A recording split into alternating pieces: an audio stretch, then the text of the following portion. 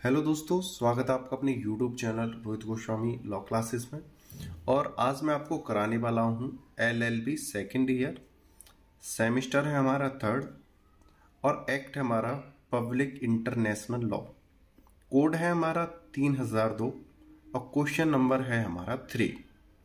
अब से पहले मैं 2 क्वेश्चन आपके करा चुका हूं। आप मेरे YouTube चैनल पर जाओगे तो आपको प्लेलिस्ट मिलेगी। प्लेलिस्ट में पब्लिक इंटरनेशनल लॉ का एक अलग लिस्ट बनाया हुआ है, ठीक है। उसमें आपको जो ऑलरेडी मैं 2 क्वेश्चन करा चुका हूं वो आपको मिल जाएंगे। इसी प्रकार से मैं मुस्लिम लॉ का भी प्लेलिस्ट मिल जाएगी, ठीक है। ज्यादा बात ना करते हुए चलते हैं अपने क्वेश्चन पे। और क्वेश्चन पे चलने से पहले आपसे बस छोटी सी रिक्वेस्ट है, प्लीज चैनल को सब्सक्राइब करो, लाइक करो और कमेंट करो। ज्यादा से ज्यादा बच्चों में शेयर करो, अपने स्टूडेंटों में, ठीक है। आज का जो क्वेश्चन है वेरी वेरी इंपॉर्टेंट है, ठीक है। आज का जो क्वेश्चन है वो है नियजित माल न्यायालय से आप क्या समझते हैं। नियजित माल न्यायालय के कार्य और दायित्वों का वर्णन कीजिए। ये क्वेश्चन आपके सामने पहली बार आया है और ये शब्द भी थोड़ा आपको अजीब सा लगा होगा, तो पहले हम इस शब्द का एक्सप्लेनेशन करके देते हैं जिससे आपको क्वेश्चन जो है बहुत ही अच्छे से समझ में आ जाएगा, ठीक है। तो क्वेश्चन का जो हमारा मेन टॉपिक है वो है नियजित माल, ठीक है। क्या है नियजित माल, इससे क्या कहते हैं। देखो, ये है कोई राष्ट्र, देश, ठीक है। यहां पे भी कोई एक देश है, देश ए, देश बी, ठीक है। कोई ये देश है, देश बी है ये, ठीक है। यहां पे ये जो है समुद्र है, ठीक है। क्या है, समुद्र। इसकी सीमा भी समुद्र से लग रही है, इसकी सीमा भी समुद्र से लगी हुई है, ठीक है। आसपास और भी कंट्रियां हैं, ठीक है, और भी देश हैं, ठीक है। ये क्या है, समुद्री एरिया है और ये सब देश हैं, ठीक है। ये सी है, ये डी है, ये ई है। अब बात करते हैं अपने समुद्र की। जैसे समुद्र है यहां पे, अब ए और बी कंट्री का आपस में क्या हो रहा है, झगड़ा चल रहा है, यानी युद्ध हो रहा है इनमें, युद्ध।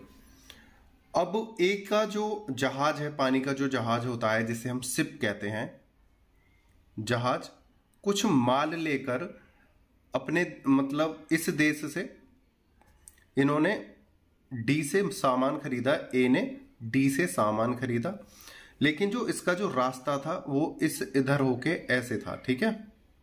ऐसे इसे अपने कंट्री में जाना था, लेकिन ए का और बी का पहले से ही क्या चल रहा है, युद्ध चल रहा है। इसे कैसे जाना था, ए का जो ए ने सामान खरीदा है किससे, डी से, और डी का जो सामान था वो ऐसे होके जाना था, कहां पे, ए के देश में। ए और बी का युद्ध पहले से ही ऑलरेडी चला हुआ है। अब क्या होता है, जब ये शिप यहां पे पहुंचता है, इसकी सीमा के आसपास जहाज यहां पे पहुंचता है, तो जो बी की जो सेना होती है समुद्र में वो अलर्ट हो जाती है ना, और वो इस जहाज को पकड़ लेती है, क्योंकि इस पे जो झंडा लगा हुआ था वो इस देश का था, ए का झंडा लगा हुआ था, और बी ने सोचा कि हमारा ए से युद्ध चल रहा है, शायद उसका कोई जहाज आ रहा है, हमारे ऊपर आक्रमण ना कर दे, या इनका पहले से युद्ध चल रहा है तो इन्होंने उसको पकड़ लिया, ठीक है। अब इस जहाज को पकड़ लिया है, या तो इनके मन में आए तो इसे नष्ट कर सकते हैं अपनी मिसाइल से, या आग लगा के, या इनके सैनिकों को मार के उसका सामान जब्त कर लें, या उस जहाज को नष्ट कर लें। उस स्थिति को कहते हैं नियजित माल। क्या कहते हैं, जब्त करना, जब्त करने को कहते हैं नियजित माल, ठीक है। ए का जहाज था, ए का जहाज था, डी से उसने माल लिया, लेकिन उसका जो समुद्र का जो रास्ता था बी की सीमा के आसपास होकर गुजरता था। बी ने शत्रुतावश उसके जहाज को पकड़ा, उसने सोचा शायद इसमें कोई बम ब्लास्ट का सामान ना हो या हमारे देश को कुछ नुकसान ना पहुंचा दे, या ऐसा कुछ नहीं था, सामान था, उन्हें प्रॉपर पता था, ईर्ष्यावश इन्होंने फिर भी इसे पकड़ लिया, तो उसको कहते हैं नियोजित माल। ठीक है, एक देश द्वारा दूसरे देश के समुद्री सामान को पकड़ना या उसे लूटना या उसे जला देना, नष्ट कर देना नियोजित माल कहलाया जाता है। उम्मीद करता हूं आपको ये नियोजित माल का अर्थ समझ में आ गया होगा। ठीक है, अब हम जब क्वेश्चन को कराएंगे तो आपको बहुत अच्छे से ये क्वेश्चन समझ में आ जाएगा। ठीक है, आगे चलते हैं, थोड़ा समझते हैं। ए कंट्री थी, एक बी कंट्री थी। ठीक है, और इन्होंने डी से माल लिया था। ठीक है, यहां से लिया, यहां पे गया, इनमें क्या चल रहा था, युद्ध। ये समुद्री एरिया है सारा, और इन्होंने जहाज को क्या कर लिया, जब्त कर लिया।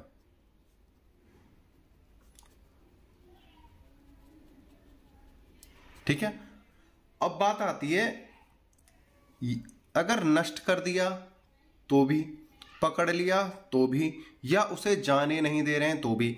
अब इसका होगा क्या भाई, ये अपने बचाव के लिए कहां जाएगा, तो इसलिए एक न्यायालय बनाया गया है, नियोजित न्यायालय, नियोजित माल न्यायालय।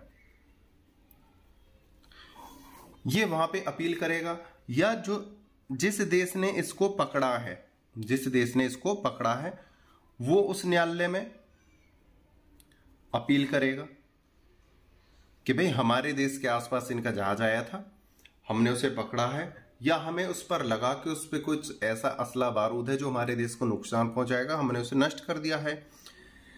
या ये खुद उसकी जांच पड़ताल करेगा अच्छे से कि भाई ये जो हमने जहाज पकड़ा है, पहले इसकी जांच तो कर लो, अगर वो सही विधि के अनुसार पकड़ा गया है तो उसे अपने कब्जे में ले लेगा या नष्ट कर देगा।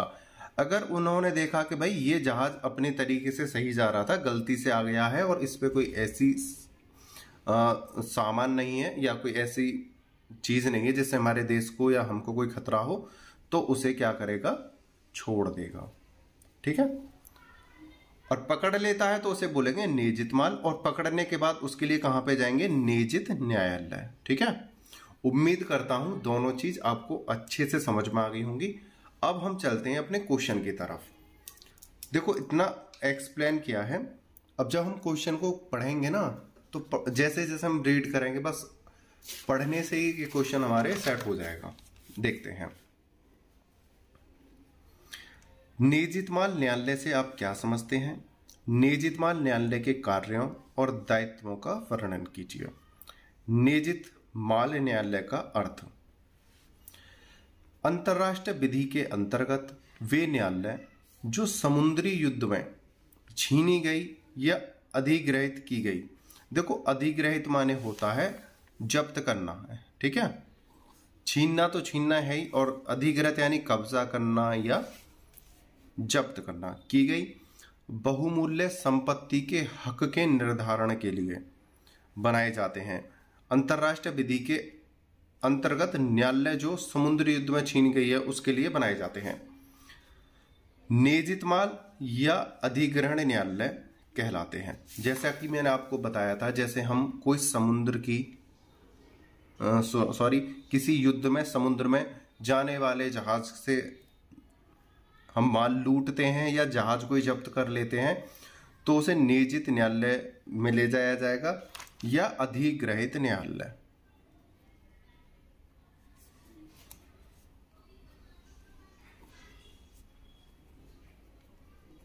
ठीक है, या तो नियोजित न्यायालय या अधिग्रहित न्यायालय, ना बात दोनों हैं, एक ही ने दो नाम से पुकारा जाता है। ठीक है, आगे चलते हैं।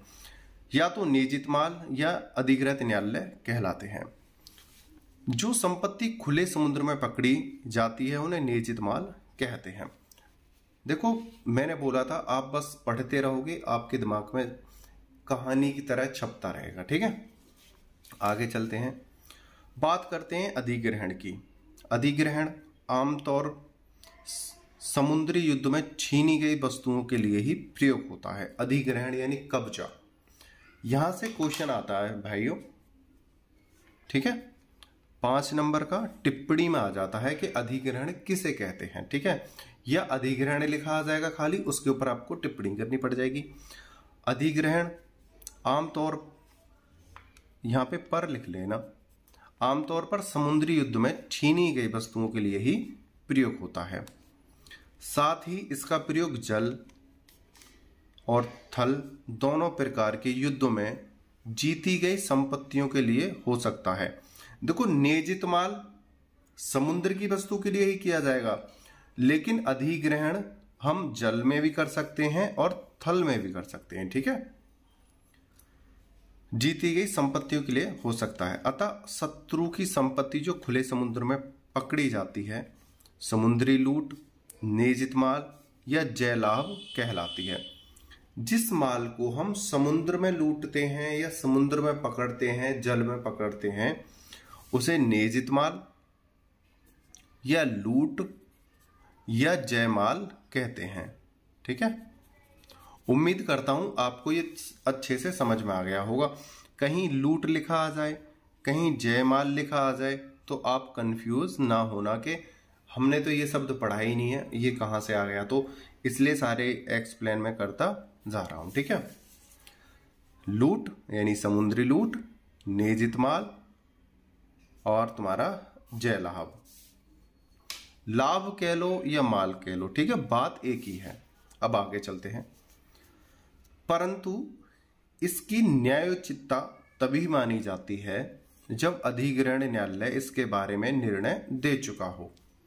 देखो, मैंने क्या बोला था, अगर हम इस प्रकार के किसी माल को जब्त कर रहे हैं तो जब्त करने वाले देश का उस पर अधिकार रहेगा, या उसे छोड़ेगा या उसको नष्ट करेगा। 3 कंडीशन बनती है, या तो छोड़े, जब्त करे या उसे नष्ट करे। इसका निर्णय कौन करेगा? अगर नष्ट कर दिया है तो हो ही गया है, और कब्जे में है तो कब्जे में रहेगा या छोड़ा जाएगा, ये कौन निर्णय करेगा? अधिग्रहण न्यायालय, ठीक है। अब बात करते हैं, एक हमारी डेफिनेशन, एक परिभाषा भी हमें देनी होती है पेपर में, और जहां से हमारे पेपर की सुंदरता और ज्यादा बढ़ जाती है, पेपर में का क्वेश्चन में और ज्यादा अच्छे से निखार आ जाता है और बहुत ही प्यारे नंबर हमें मिलते हैं। तो उसके लिए हमें डेफिनेशन भी बहुत जरूरी होती है। तो डेफिनेशन देखते हैं। नियोजित माल न्यायालय अंतरराष्ट्रीय न्यायालय नहीं है, ठीक है। नियोजित माल न्यायालय अंतरराष्ट्रीय न्यायालय नहीं है, बल्कि यह एक राष्ट्रीय न्यायालय है जो राष्ट्रीय कानूनों द्वारा स्थापित किया जाता है। देखो, एक बात समझो, नियोजित माल न्यायालय अंतरराष्ट्रीय न्यायालय नहीं है कि ये सभी देशों का कोई वो करेगा, बल्कि यह एक राष्ट्रीय न्यायालय है, मतलब एक अपने ही देश का न्यायालय है जो राष्ट्रीय कानूनों द्वारा स्थापित किया जाता है। राष्ट्र ही अपने, मतलब प्रत्येक राष्ट्र अपने यहाँ पे ऐसे कानून बनाता है कि अगर कोई जब्त की वस्तु आती है तो उसका निर्णय कैसे होगा। जैसे मैंने आपको बताया था, ए है, ए का माल बी ने जब्त करा,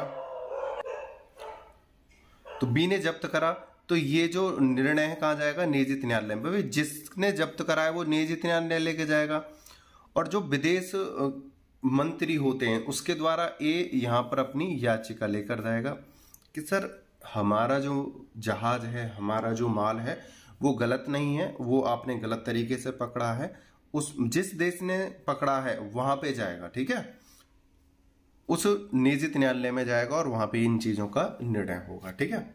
आगे चलते हैं।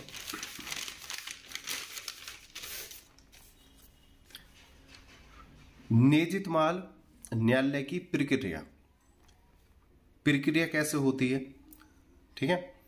जब शत्रु देश के जहाज को युद्धरत देश वाले घेर लेते हैं, जैसा कि मैंने आपको बताया था, जैसे इन देशों में युद्ध चल रहा है और इनका माल डी से खरीदा और ये इधर होके जा रहा था, तो बी ने इसे जब्त कर लिया।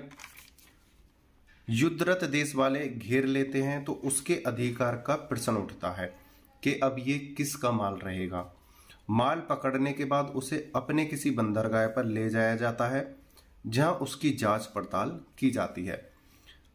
जैसा कि मैंने बताया, ए का माल जा रहा था बी के बॉर्डर से, तो बी ने जब्त कर लिया। जब्त करने के बाद ये उस माल को कहां पर ले गए? अपने बंदरगाह पर ले गए। ठीक है, कहां ले गए? बंदरगाह है। न्यू पेज लेते हैं, वहां पे अच्छे से समझ में आएगा, यहां पे ज्यादा वो हो रहा है। ठीक है, ए का माल यहां से इसने परचेज कर मतलब खरीदा और इधर इसके बॉर्डर से जा रहा था, तो ये इस जहाज को अपने कहां ले जाएंगे? बंदरगाह पर। ठीक है, और बंदरगाह पर ले जाने के बाद खुद ही पहले इसकी जांच पड़ताल करेंगे कि भाई बाहर आओ, हमें इसकी जांच पड़ताल करनी है, ये कैसा है माल, कैसा नहीं है। या तो जांच पड़ताल करेंगे या अपने कब्जे में लेकर अपने न्यायालय लेके जाएंगे, और वहां अगर ये उचित होगा तो कि हमने जो पकड़ा है वो सही तरीके से पकड़ा है, हमारी कोई गलती नहीं है, इनकी गलती है, तो अपने कब्जे में ले लेंगे, नहीं तो इसे छोड़ दिया जाएगा। ठीक है, नियोजित न्यायालय पकड़ी जाने वाली वस्तुओं की वैधता को निर्धारित करते हैं। यह न्यायालय निर्णय देते हैं कि वस्तु या जहाज वैध जो पकड़ा गया है या नहीं। यदि वस्तु को वैध रूप से विधि के अनुसार पकड़ा गया है तो उसे संबंधित वस्तु वाले देश का स्वामित्व हो जाता है। यहां पर देखो क्या बोला है, यदि वस्तु को वैध रूप से विधि के अनुसार पकड़ा गया है। अगर बी ने ए के जहाज को सही विधि के अनुसार पकड़ा है तो संबंधित वस्तु यानी जो संबंधित जहाज है वाले देशों का स्वामित्व हो जाता है। जिसने पकड़ा है उसका अधिकार हो जाएगा अगर उसने सही तरीके से पकड़ा है, यानी सही विधि के अनुसार पकड़ा है। नहीं तो वस्तु जब्त की जा सकती है जब तक उसके बाद अंतरराष्ट्रीय विधि में उन वस्तुओं का कोई संबंध नहीं रह जाता। बाद में उनका संबंध राज्य विधि से होता है। या तो उसे जब्त कर लिया जाएगा अगर वो सही है, नहीं तो उसे छोड़ दिया जाएगा। आगे चलते हैं। नियोजित माल न्यायालय के कार्य और दायित्व। नियोजित माल न्यायालय को नियोजित माल के संबंध में जांच करने तथा उन पर कानूनी विचार करने का अधिकृत किया गया है, करने को अधिकृत किया गया है। जो नियोजित माल है न्यायालय, नियोजित माल न्यायालय है, वो उस पकड़े हुए माल की जांच करेगा और जांच के बाद उसका निर्णय लेगा कि उसे पकड़ा जाए या छोड़ा जाए। ठीक है, इसमें सन 1939 में द्वितीय विश्व युद्ध में युद्ध छिड़ने पर पकड़े गए हवाई जहाजों को भी शामिल किया गया था।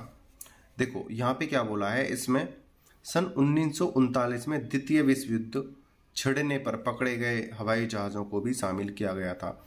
जब द्वितीय विश्व युद्ध हुआ था तो इस प्रकार के जहाजों को अन्य देश के जहाजों ने जब्त कर लिया था। जैसे कोई एक राष्ट्र है, जैसे पहले अगर हम समुद्र से जब व्यापार करते हैं तो समुद्र से व्यापार करने में महीनों महीनों लग जाते हैं, कितने महीने लग जाते हैं, साल भी लग जाते हैं कभी कभार।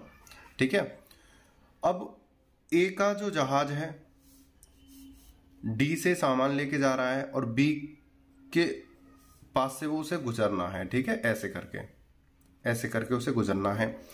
लेकिन इन दोनों देशों में युद्ध आपस में पहले ही हो गया है। इसका जो समुद्री रास्ता है वो है कम से कम 1 महीने का या 2 महीने का। ठीक है, लेकिन इनमें इनको पता नहीं है कि युद्ध छिड़ गया है, या इन्हें ये पता है कि युद्ध छिड़ गया है, हमें जल्दी से निकलना है। आज जैसे युद्ध छिड़ा है और ये समुद्री यात्रा पहले से ही कर रहे हैं बीच में। ठीक है, तो ये इस पे अपना कब्जा कर ले इस जहाज पे। ठीक है, तो इसी प्रकार जब द्वितीय विश्व युद्ध हुआ था तो जो व्यापारी जहाज थे जो व्यापार करने के उद्देश्य से एक देश से दूसरे देश में व्यापार करने के लिए गए थे या माल सामान का आवागमन कर रहे थे, उन्होंने उनको जब्त कर लिया था। तो उस स्थिति में इस प्रकार के न्यायालयों की स्थापना की गई थी प्रत्येक राष्ट्र में। ठीक है, और उनमें निर्णय लिया गया था कि इस प्रकार के जहाजों को छोड़ा जाए या जब्त किया जाए। तभी से इस प्रक्रिया का शुभारंभ हुआ है। आगे देखते हैं। पिट कावेट के अनुसार इन न्यायालयों के मुख्य दायित्व निम्नलिखित हैं। क्या दायित्व हैं भाई, ये न्यायालय क्यों बनाए गए हैं उसको देखते हैं हम। समुद्र में पकड़े जाने वाले माल के मामलों की जांच करना। भाई माल की जांच करेंगे, भाई माल सही है, मतलब ऐसा माल तो नहीं है कि हम ही को नष्ट करने के लिए माल ले जाया जा रहा है ना, तो पहले माल चेक किया जाएगा। पकड़े गए माल के शत्रु की संपत्ति होने पर इसके वैध अधिग्रहण होने की तथा इसे जब्त करने की दंडाज्ञा देना। अगर शत्रु राष्ट्र का माल इस प्रकार का है जिससे कि उसे इसलिए भेजा गया था कि वो बॉर्डर पे जाए, उस सीमा के बॉर्डर से क्रॉस हो और उस देश को हानि पहुंचाए, तो उसे या दंड दिया जाएगा या उसे नष्ट कर दिया जाएगा। ठीक है। वैध अधिग्रहण न होने की अवस्था में इसे वापस करने या खर्चा देने की आज्ञा देना। अब किसी ने अन्य राष्ट्र के जहाज को पकड़ लिया, शत्रुतावश, ईर्ष्यावश या शक के दायरे में उसे पकड़ लिया, लेकिन जो जहाज पकड़ा गया है वो जहाज अपने नियम अनुसार कार्य कर रहा था और वो सही है, उससे किसी को ना तो खतरा था ना किसी कोई हानि थी और वो सही था अपनी जगह, तो उसको क्या करा जाएगा, नियोजित न्यायालय द्वारा छोड़ दिया जाएगा। ठीक है। लूट और अव्यवस्था से सभी देशों का माल सुरक्षित रखना। अब क्या है, जैसे ए है, ए के माल को बी ने क्या कर लिया, जब्त कर लिया, अपने बंदरगाह पे ले गया। भाई जब तक इसका क्या नहीं आएगा, निर्णय नहीं आएगा, तो उस जहाज की क्या करेंगे, ये रखवाली करेंगे, कोई अन्य देश हम इस जहाज पे का नुकसान ना कर जाए, इस जहाज को नुकसान ना पहुंचा जाए, और हमारी शत्रुता पहले से ही चल रही है, हमारा युद्ध पहले से ही चल रहा है, और ज्यादा युद्ध ना भड़क जाए, तो उसकी रक्षा करेंगे। और जितने समय के लिए अगर वो सही है, जैसे उन्होंने उसे पकड़ा लेकिन वो जहाज जो जा रहा था वो सही विधि के अनुसार जा रहा था, जितने समय का उसे विलंब हुआ है उसका वो हट जाना भी देंगे। ये कौन कराएगा, नियोजित माल न्यायालय कराएगा। लूट और अव्यवस्था से सभी देशों का माल सुरक्षित रखना, अगर कुछ समस्या है तो उसे खर्चा भी दिया जाएगा। नियोजित माल न्यायालय किस विधि का पालन करते हैं? अंतरराष्ट्रीय विधि के अंतर्गत नियोजित माल न्यायालय को अंतरराष्ट्रीय कानून के आधार पर ही नियोजित माल के विवादों को तय करना पड़ता है। देखो विधि तो अंतरराष्ट्रीय है, यहाँ पर कोई ये नहीं है कि नियोजित माल्य का कोई अंतरराष्ट्रीय मतलब न्यायालय बनाया गया हो। प्रत्येक देश में इस प्रकार की व्यवस्थाएं की गई है, न्यायालय बनाया गया है और वो इस चीज का निर्णय करेगा। और अंतरराष्ट्रीय विधि यह कहती है कि इस प्रकार के निर्णय किए जाएं जो उचित हो। ठीक है, गलत तरीके से ना हो, नहीं तो विवाद और ज्यादा फैलेगा। ठीक है।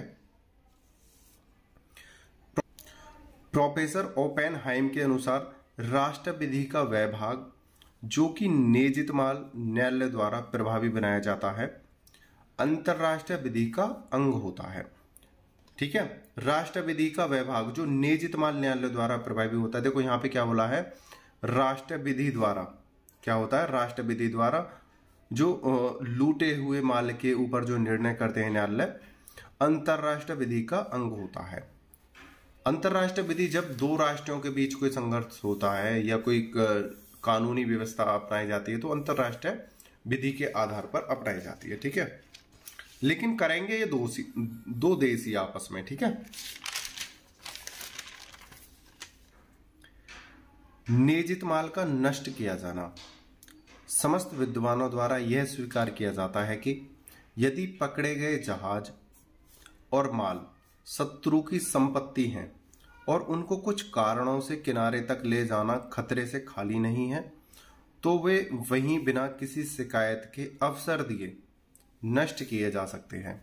सपोज करो एक का जो जहाज था माल लेके डी से बी के बॉर्डर से गुजर रहा था, लेकिन माल के साथ साथ उसमें ऐसे विस्फोटक पदार्थ थे जिससे कि उसके बंदरगाह को, बी के बंदरगाह को या बी के राष्ट्र को नुकसान पहुंचाना चाहते हो, तो बी को ये पूरा अधिकार था बिना किसी की आज्ञा लिए उसे वहीं नष्ट कर दे। ठीक है, यह सिद्धांत की आवश्यकता उसे नष्ट कर देने की भी न्यायोचित कर देती है। बहुत से विवादों से ब्रिटिश तथा फ्रांसीसी नियोजित माल व्यापारियों द्वारा लागू किया जाता है, परंतु यह नियम तटस्थ राज्यों की संपत्ति के विषय में लागू नहीं होते। यहां पे क्या हो रहा है कि एक राष्ट्र से दूसरे राष्ट्र का जब व्यापार होता है और तब उसके जहाज को ये लगता है, उसके जहाज से ये लगता है कि ये हमें नुकसान पहुंचाने वाला है, तो उसे नष्ट कर सकता है। लेकिन जिसकी सीमा ही समुद्र से लग रही हो दोनों की, जैसे आपस में ही दोनों देश आपस में आसपास ही हो और ज्यादा डिफरेंस ना हो, या तटस्थ राज्य वाले हों, तो वो इस प्रकार की प्रक्रिया करने से पहले सोचेंगे, उसे देखेंगे कि भाई इसका भी जो समुद्र का रास्ता है यहीं से जाता है, हमारा भी यहीं से जाता है और ज्यादा डिफरेंस नहीं है, ये अपने देश के लिए कुछ भी लेके जा रहे हो, लेकिन बस इनका मकसद हमें नुकसान पहुंचाना ना हो। ये यहां से गुजर के जा रहे हैं तो हम इसे जब्त नहीं करेंगे, ना इसे नष्ट करेंगे, ठीक है। तो ये भी होता है। ये नहीं है कि अगर उन्हें पता है कि ये कंट्री हमारे पास ही, और एक होता है कि दूर दूर की कंट्री है, ये हमारे यहां से क्यों क्रॉस होके जा रहा है, और भाई जो पास में है उसे तो पता है कि भाई यहां से तो निकलेंगे ही निकलेंगे, ठीक है। नियजित माल के अधिकार की समाप्ति। जब नाविकों की सहायता से नियजित माल भाग निकलता है तो पूर्व स्वामित्व का उस पर पुनः स्वामित्व हो जाता है। जब नाविकों की सहायता से, देखो, नियजित माल भाग निकलता है, जब हम किसी जब्त माल को हम छोड़ते हैं नाविकों की सहायता से, तो उस पर पहले, जैसे जिसका पहले अधिकार था उसका पुनः उस पर अधिकार हो जाता है। जैसे ए ने बी के जहाज को जब्त करा, लेकिन अब बी ने उसे छोड़ दिया है, तो उस पर दोबारा से बी का ए का ही अधिकार हो जाएगा। छोड़ दिया है तो ए का ही अधिकार है। जब जानबूझकर नियजित माल को पकड़ने वाला देश उसका परित्याग कर देता है, सपोज करो ए ने बी का माल पकड़ा, ए ने बी का माल पकड़ा और इनका युद्ध चल रहा है आपस में, या युद्ध भी नहीं चल रहा, ए ने बी का माल पकड़ लिया, लेकिन उन्होंने सोचा अरे जाने दो, कोई वैसी समस्या नहीं है, इससे माल को, इस जहाज को जाने दो। तो ये ऐसे भी कर सकते हैं, जो स्वयं परित्याग करता है। क्या करता है? परित्याग करता है। यहां पे है नियजित माल के अधिकार की समाप्ति। जो नियजित माल का अधिकार है, जो समुद्र में पकड़ी गई वस्तुओं का जो समाप्ति है, जो अधिकार है, वो किस प्रकार से हो सकता है? या तो स्वयं छोड़ दें, जैसे ये परित्याग द्वारा, या वो सही विधि के आधार पर जा रहा था तो उसे छोड़ देंगे। जब नियजित माल को पुनः पकड़ा जाता है तो ऐसी अवस्था में अंतरराष्ट्रीय विधि के अनुसार पुनः पकड़े जाने पर जहाज का स्वामित्व उस देश का हो जाता है जिसने उसे पकड़ा है। सही है? एक ये बात समझो, ए है, बी है, यहां से सामान जा रहा है, ए का सामान यहां पे गया, पहली बार इन्होंने क्या करा, जहाज को बी ने छोड़ दिया, ठीक है। लेकिन यही वाला जहाज दोबारा से यहां से होके फिर गुजरा, दोबारा से फिर जा रहा है।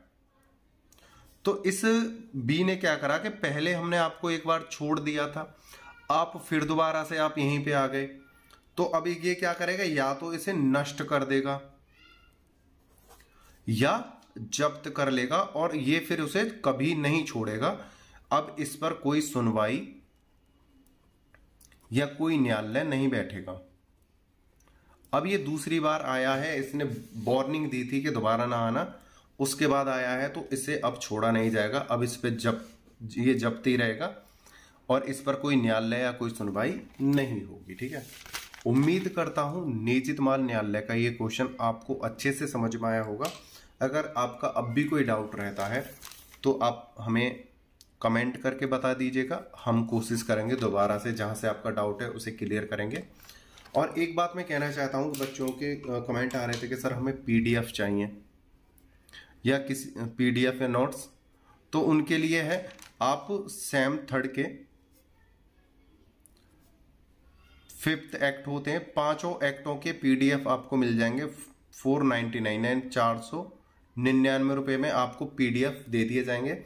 यदि किसी स्टूडेंट की किसी एक एक्ट में बैक है, 3rd सेमेस्टर के किसी एक एक्ट में बैक है, तो वो अगर एक एक्ट परचेज करना चाहता है तो उसके लिए 199 वो आरएस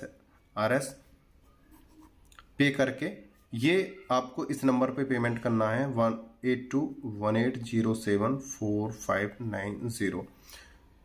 इस पे गूगल पे